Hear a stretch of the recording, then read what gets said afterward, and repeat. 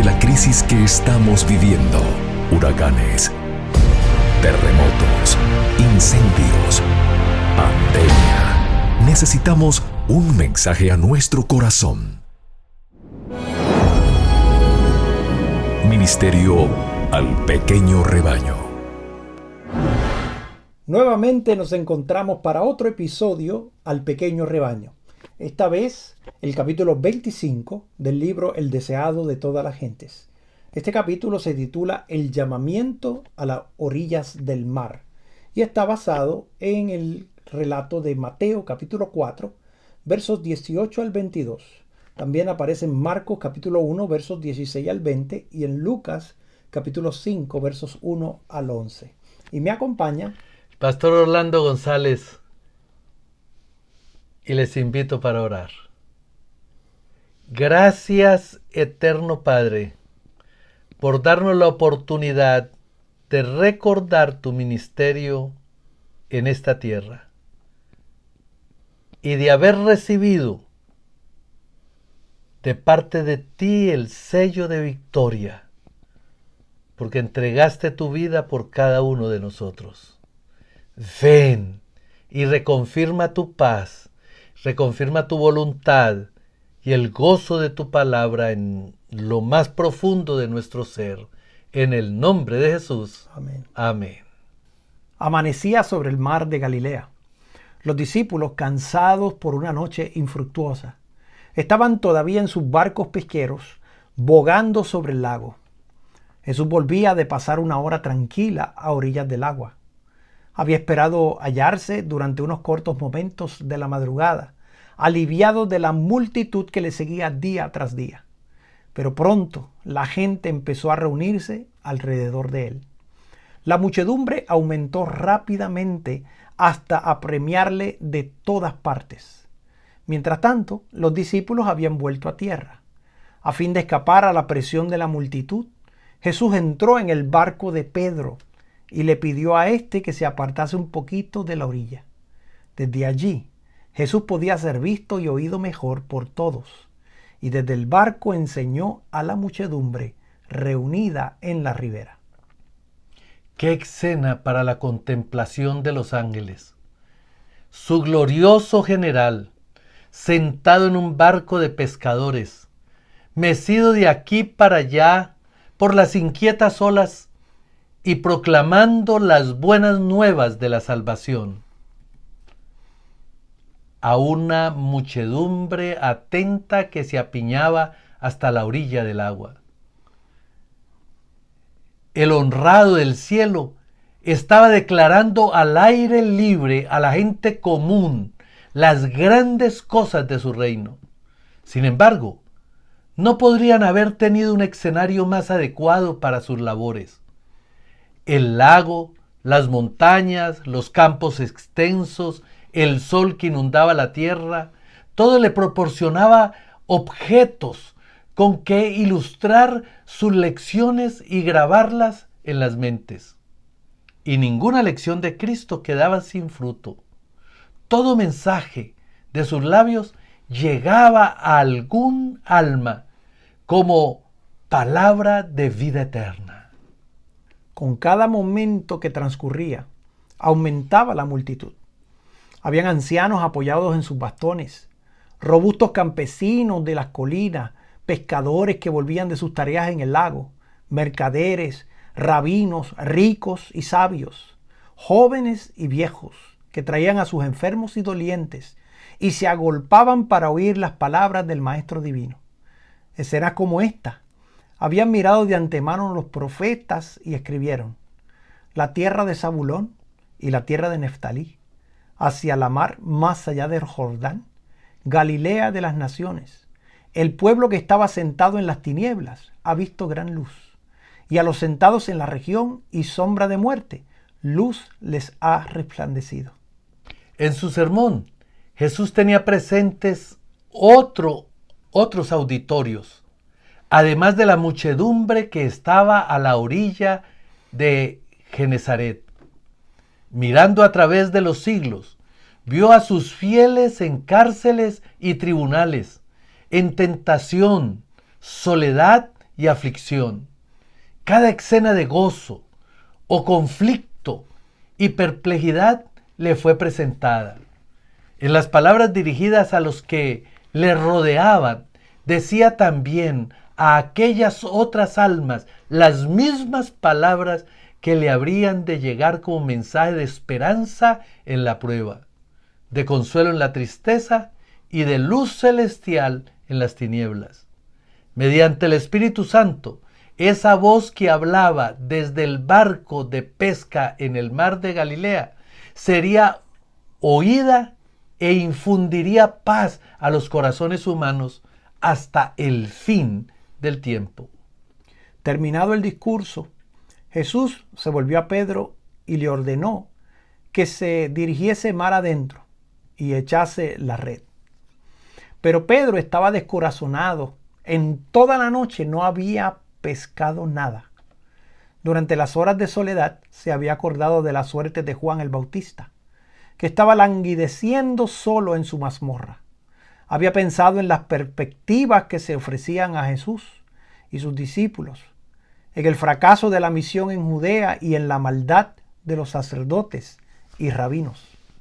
Aún su propia ocupación le había fallado, y mientras miraba sus redes vacías, el futuro le parecía oscuro. Y dijo: Maestro, habiendo trabajado toda la noche, nada hemos tomado, mas en tu palabra echaré la red. La noche era el único tiempo favorable para pescar con redes en las claras aguas del lago. Después de trabajar toda la noche sin éxito, parecía una empresa desesperada echar la red de día. Pero a Jesús había dado la orden, y el amor a su maestro indujo a los discípulos a obedecerle. Juntos, Simón y su hermano dejaron caer la red. Al intentar sacarla, era tan grande la cantidad de peces que encerraba que empezó a romperse. Se vieron obligados a llamar a Santiago y Juan en su ayuda. Cuando hubieron asegurado la pesca, ambos barcos estaban tan cargados que corrían peligro de hundirse. Pero Pedro ya no pensaba en los barcos ni en su carga. Este milagro, más que cualquier otro que hubiese presenciado, era para él una manifestación del poder divino. En Jesús vio a aquel que tenía sujeta toda la naturaleza bajo su dominio. La presencia de la divinidad revelaba su propia falta de santidad. Le vencieron el amor a su maestro, la vergüenza por su propia incredulidad, la gratitud por la condescendencia de Cristo y sobre todo el sentimiento de su impureza frente a la pureza infinita. Mientras sus compañeros estaban guardando el contenido de la red, Pedro cayó a los pies del Salvador, exclamando: Apártate de mí, Señor, porque soy hombre pecador.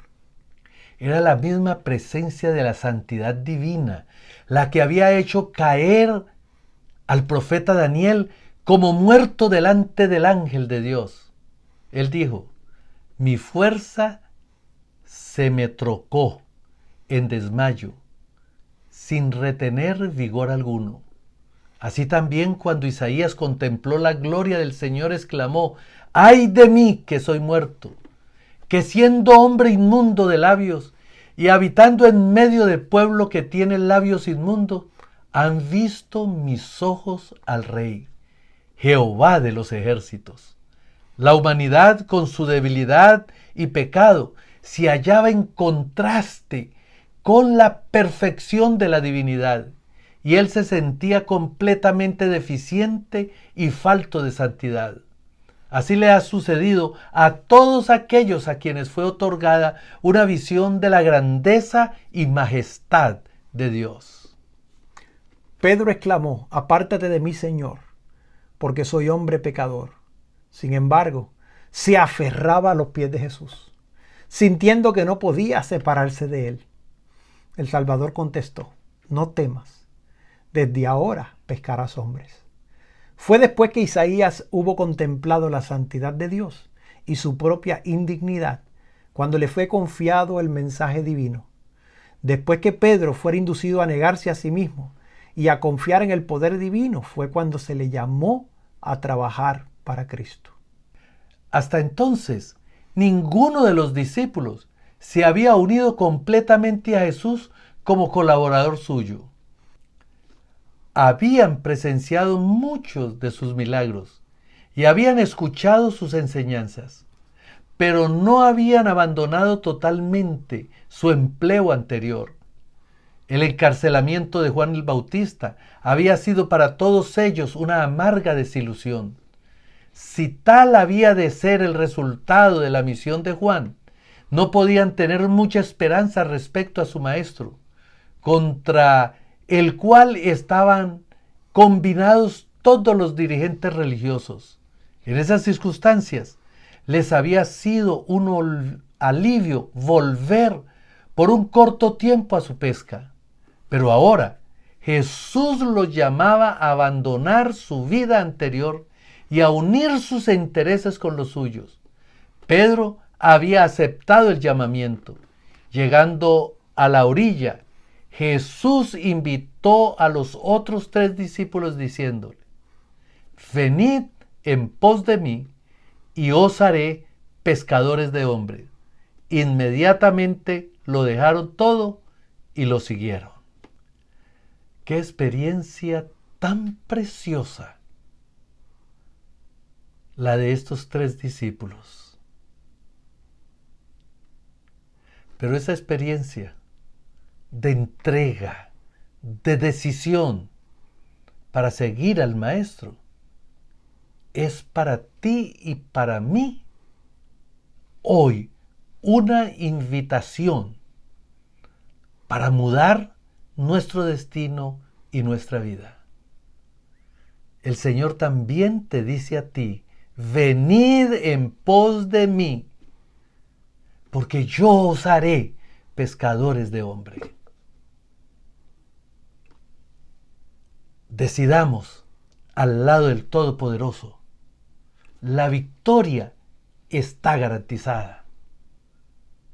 El reino del Señor debe de terminar de proclamar su gloria en esta tierra para que juntos seamos trasladados y estemos con Él por toda la eternidad. Te invito a inclinar el rostro para orar. Amoroso Padre, este llamado es para nosotros. Para nosotros estar dispuestos a dejar la red y poder seguir al Mesías y convertirnos en pescadores de hombres. Solamente a través de tu gracia es esto posible. Por lo cual nos entregamos a ti para que nos bendigas y nos uses de acuerdo a tu voluntad. En el nombre de Jesús. Amén. Amén. Te invito a suscribirte a nuestro canal. Esto ha sido un mensaje al pequeño rebaño. Dios te bendiga. Bendiciones.